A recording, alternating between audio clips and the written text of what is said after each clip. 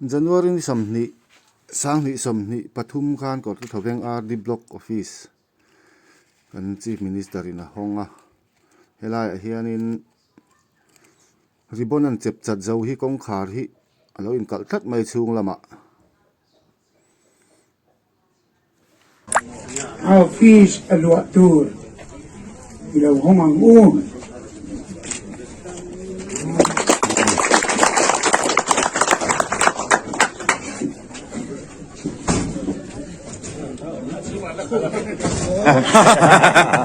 Chungan kalbi.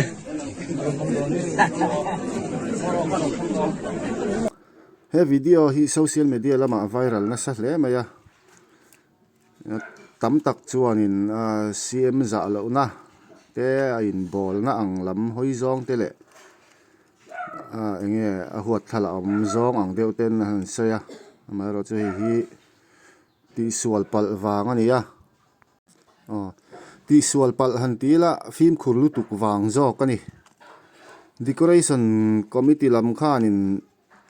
zan lama hi ribbon hian thlung veka chu tu tene mo hreloin kong kapui hian lo hong palangan lo ti chiang ti hlau khan an lo kal chung lama hian hi jing laman han check le khanin atuama in an lo hre chuak lova an check khachun check uluk viau maya chu hi in ti enge mona ni lovin in za lo na le khatiang lam ni lo khan film khurlu tuk wang le lo mang hil pal wang ani ti kha an han sai ani